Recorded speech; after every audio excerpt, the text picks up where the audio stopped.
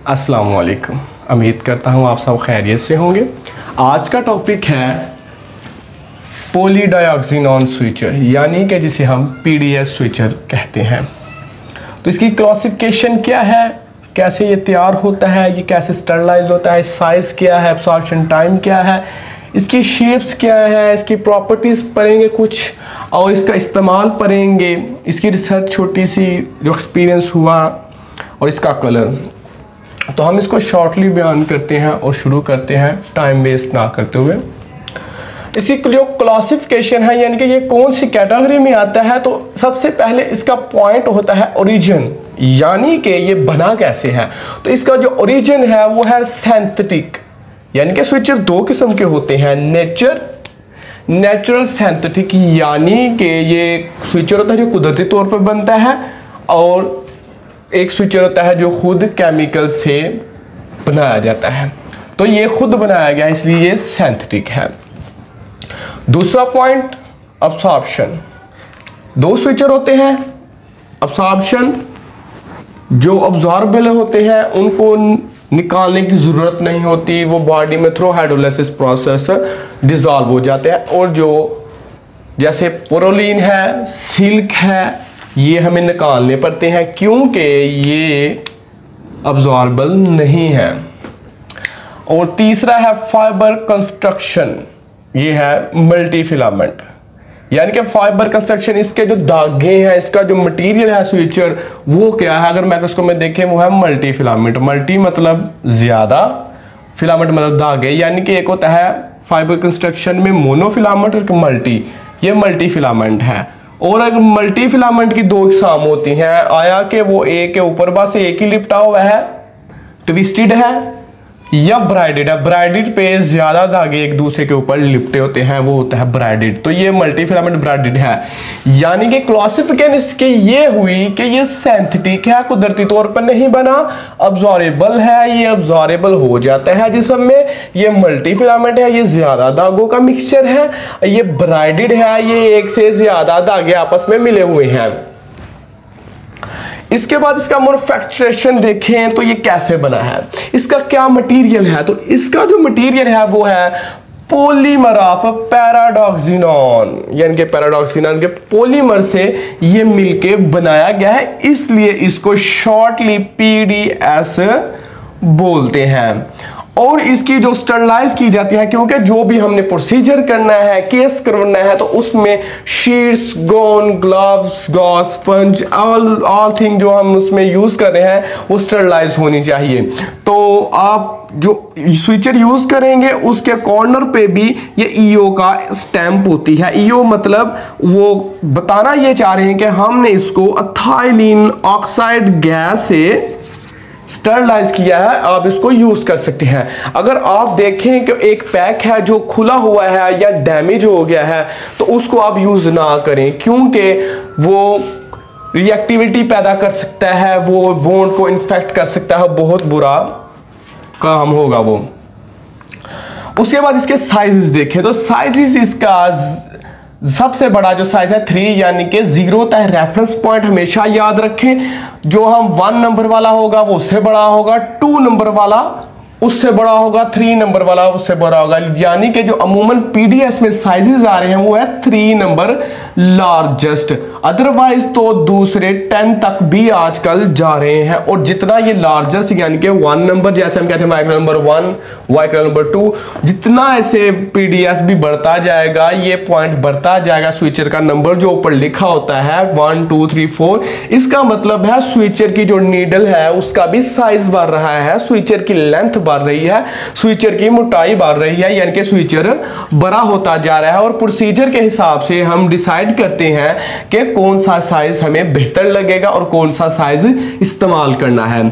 इसके बाद सबसे छोटा 0 है, इसके बाद 1.0, 2.0, 3.0, 4.0, 5.0 और 6.0 और 7.0, यानी कि सबसे छोटा स्मॉलेस्ट साइज पीडीएस का 7.0 है, जो कि हम आगे इसका यूजेस भी पढ़ेंगे। जैसे ऑप्थाल्मिक आंखों का ऑपरेट है, ब्लैडर है, पीडियाट्रिक छोटी सर्जरी है, उसमें हम बड़ा तो नहीं यूज कर सकते, इसलिए स्मॉलेस्ट यूज करेंगे। मैं आपको ये, आप हमेशा बात याद रखें साइजेस के, सिर्फ इसके ही नहीं, जो भी स्विचर आप यूज करें कि जहां ये साइज 1 2 यानी कि स्विचर है ना एक, उसके ऊपर नंबर इधर कॉर्नर पे लिखा होता है। अगर 1 वाला है समझ में बड़ा है, अगर 2 वाला ये उससे बड़ा है, 3 वाला उससे बड़ा, 4 वाला उससे बड़ा है। जितना ये बड़ा नंबर होगा उसे, अगर उसके साथ 1 के साथ 0 लग जाए, समझो ये छोटा होता जा रहा है। अगर 2 0 हो रहा है और छोटा हो रहा है, 3 0 ये और छोटा हो रहा है। इस हिसाब से आपने इसकी आइडेंटिटी करनी है। इस हिसाब से आपने आइडेंटिटी ये करनी है कि आया कि ये ऊपर यार 4 0 है, ये छोटा है, ये 4 सिर्फ 4 है, इस पे 0 नहीं लगा हुआ तो ये बड़ा है। ये ना आपको कोई बंदा खोले कि 4 0 वाला खोल दो, आप 4 वाला खोल के बैठ दें, वो बहुत बड़ा होगा। तो इस चीज का खास ख्याल रखें। तमाम स्विचर में ये ही मेथड है, इसलिए इस पे मैंने ज्यादा आपको जोर दे रहा हूं कि इसको याद रखें, साइजेस को अपने जहन में रखें। इसका बाद एब्जॉर्प्शन टाइम इसका अगर देखें तो इसकी है 200 डेज। ये मिनिमम का मतलब ये कम से कम 200 दिन में ये डिसॉल्व होना शुरू हो जाता है। यानी कि ये पॉलीग्लाइकन, पॉलीग्लाइकोनेट, पॉलीग्लाइकोलिक एसिड जो हमने पीछे पढ़ चुके हैं, ये उससे ज्यादा स्ट्रेंथ मुहैया करता है। जहां हमको अच्छी बड़ी स्ट्रेंथ की जरूरत होती है वहां हम इसको यूज करते हैं और हम ये आगे पढ़ेंगे भी। इसके बाद जितने भी स्विचर हैं, ये नहीं जितने भी स्विचर, उनमें भी ये शेप्स का यही हिसाब है। ये भी डिफरेंट शेप्स में, डिफरेंट साइजेस में और स्विचर लेंथ में आता है, जैसे कि मैंने इधर डिफाइन किया है। जैसे कि आप ये देखें, ये हाफ राउंड है, यानी कि ये सिर्फ इतनी सी है। और जहां ये नीडल और स्विचर मटेरियल आपस में अटैच होता है, यानी कि जिस तरह इधर ये हो रहा है, जिस तरह इधर ये हो रहा है, तो इसको स्वैग पॉइंट बोलते हैं। और ये शेप होती है, जैसे ये हाफ है, हाफ राउंड, और ये बिल्कुल स्ट्रेट नीडल, ये राउंड नीडल। ठीक है, इस तरह मुख्तलिफ भी शेप्स होती है, साइजेस होते हैं।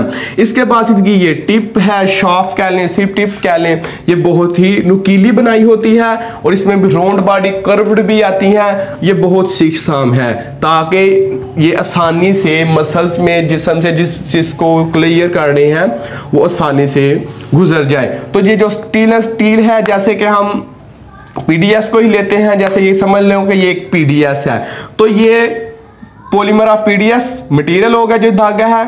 ये स्टेनलेस स्टील जो कि प्योर अलॉय स्टेनलेस स्टील है, अच्छी धात से बना हुआ होता है, जो कि एथिलीन ऑक्साइड से स्टरलाइज किया जाता है ताकि ये किसी किस्म की रिएक्टिविटी वोन में ना पैदा करे। इसके बाद इसकी प्रॉपर्टी और यूजेस पढ़ते हैं। तो ये लो रिएक्टिविटी ये क्यों देगा? क्योंकि उसका वो डिजॉल्व भी बहुत स्लो हो रहा है, इसलिए वो थोड़ा सा डिजॉल्व हुआ जिसम ने उसको खत्म कर दिया, थोड़ा सा डिजॉल्व हुआ जिसम ने उसको खत्म कर दिया। इस वजह से इसका रिएक्शन का खतरा भी बहुत कम है, जितना जैसे हमने पिछली वीडियो में पढ़ा कि पॉलीग्लाइकन जो कि रैपिड वाइक्रल जो हम कहते हैं वो जल्दी डिजॉल्व हो जाता है, तो उसका खदशा है कि वो ज्यादा रिएक्टिविटी पैदा कर सकता है, वोन इन्फेक्ट कर सकता है। और इसका अगर यूज देखें तो ये इन्फेक्टेड वोंड, ये देखें ये इतना रिएक्टिविटी लो है कि हम इसको इन्फेक्टेड वोन्स टिश्यू में जहां पस पड़ी हुई है वहां भी यूज करके टिश्यू को सपोर्ट दे सकते हैं ताकि ये काफी दिन तक सपोर्ट दिए रखे।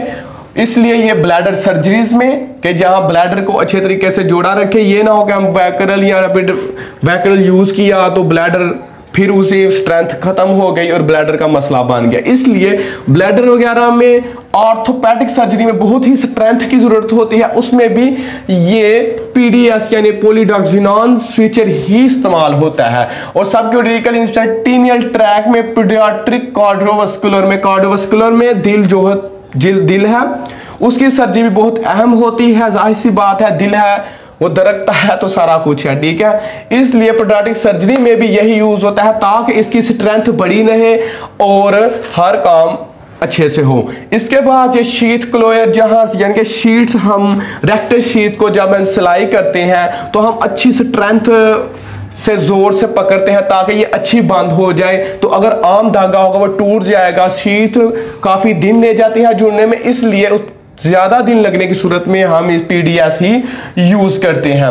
और इसके बाद ये जनरल सर्जरी यानी कि ये बहुत ही कारआमद और इस्तेमाल होने वाला है, जहां हमें पता हो हमें ज्यादा से ज्यादा स्ट्रेंथ की जरूरत है। और इसको हम हार्ट वाल्व्स में, अगर हम हार्ट सर्जरी के दौरान हार्ट वाल्व्स में बिल्कुल यूज नहीं करेंगे, क्योंकि अगर हमने उसके वाल्व्स ही बंद कर दिए तो वो काम खराब होगा।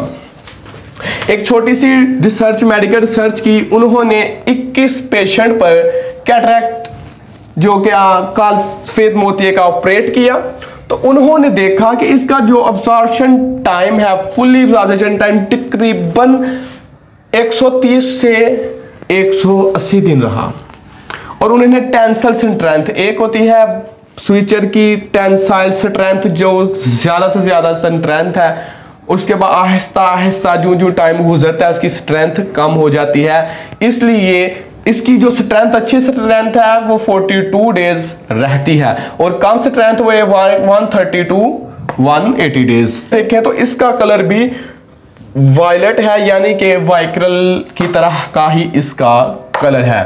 और अगर आपको ये वीडियो अच्छी लगी हो तो प्लीज़ इसको लाइक करें, शेयर करें, और मज़ीद इस तरह की वीडियो जानने के लिए सब्सक्राइब करें। अल्लाह हाफिज़।